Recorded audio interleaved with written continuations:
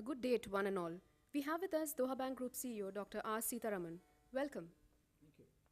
The geopolitical risks and foreign policies have a significant impact on markets, and for today's session, we would like to hear from you on the impact on risk management. Could you describe the impact of Arab Spring Phase 1 on the capital markets? Absolutely, it is important for us to recognize the political economics plays a bigger role. That's what we have seen. It's not value at risk. It is not market to market diminution. It is not, again, transfer pricing. It is not, again, compliance, operating performance. What is important is to recognize what changes in the political frame or geopolitical risk is going to have an impact in your capital market, currency market, bond market, property market. These are repercussions. It have got implications in trade, investment, banking, finance. That's what we've seen. Arab Spring 1, when it was visibly shaking the Arab world, right from Tunisia, Egypt, Libya. Again, this has got direct impact on the capital market. Stock market, if you look at the free market dynamics like the Gulf states, inflow of investment was curtailed. North Africa and the Gulf states were mixed up. We had major downturn in the capital market, including Qatar. In spite of very strong economic fundamentals, that it took time for people to differentiate between North Africa and the Gulf states. And most of the capital markets have taken, within a span between January to March, nearly 7 to 10%. That's the impact we're talking about way back in 2011. The Libya transformation and US foreign policy, what do you think is its impact? The Libya transformation was a major turning point. Libya is a very resourceful country in terms of oil.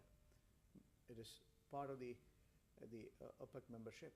So when the oil supply was constrained, supply chain was blocked because of the political tension and the war. It hiked the oil price. When October 2011, when Colonel Gaddafi was murdered, killed, the issue was different, widely interpreted. The supply will move more and more in the regular chain, and the oil price started crashing, reducing both WTI as well as the Brent. But little impact it has had, but it's still under reconstruction. Gone are 2 years. Still, we are coming to terms in terms of the project space and the mobility in terms of the oil supplies. So things are not yet settled in real terms. America, as the statesman in the region for Arab world, clearly supported the position in Libya, and eventually there is a streamlining of the political framework is happening. Still, it's a continuing journey. There's no solutions in full scale. Please tell us how Iran tensions impacted the oil markets. It has got a wide implication. If you look at the Strait of Hormuz, 17% of the oil, more than 15 to 17 millions of barrels of oil, it's transiting through Strait of Hormuz. So global supply chain is impacted if there is a tension in Iran. And Iranian sanctions, not only for the country specifics were imposed. Those countries who are dealing with Iran will be impacted. Americans were very clever to impose sanctions on individuals and also corporates who deal with Iran. Banks and financial institutions who have engaged in transfer of money or any trade transactions, they're all getting punished. So that has crippled the complete oil market. It has hiked the oil market. Now it's coming to terms again, because the alternate supply has been generated right from Saudi Arabia, OPEC members. They have increased the supply. That has stabilized the oil price a bit, but still Iran plays a bigger role.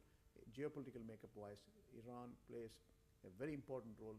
Their stability is important. With the new government in making, it's all interesting to see what sort of dynamics will evolve. And what were the major developments in Turkey this year? Turkey plays a very important role. As you know, it's a friend and ally to America and the Arab world, and they have had political unrest in June this year, and that has also crippled the overall stability in terms of the foreign direct investment in Turkey. Turkey has been upgraded by rating agencies, and Syrian issue, cross-border, transfer of people. A lot of, Syrian immigrants were getting into transitory land of Turkey, and that has impacted the Turkish stability in terms of supply chain, and again, and the investments, as I said, trade or investments, the global ratings have a different view. Then that is a direct impact on the capital market. And again, the current regime was questioned by the people uprising in Turkey. That was put to rest subsequently, but it has created turbulence in the overall financial stability, political stability. So, how did the financial markets react recently to Obama's plan on the Syrian attack? It has wider implications. If you look at where the minute Obama said that he's going to unilaterally, he's got authority to, initiate war, to having seen the atrocities in Syria, the world community was again factoring this into the commodity market. Again, the currency market, credit default swap rates were for the Gulf states were going up from 60, 65. For Qatar, it went to 87, 90.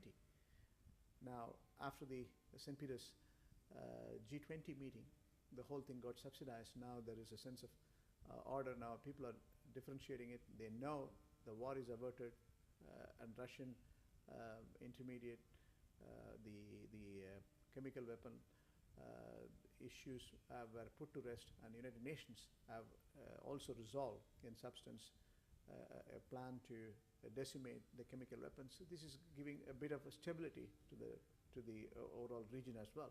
So now the oil price is now back in track, and Brent is quoting 107, WTI NewMax is quoting 101.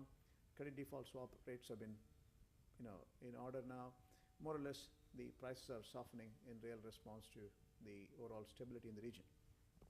So, what would you say are the key lessons on risk management from the recent geopolitical risks and foreign policies? As I said, the risk management has evolved.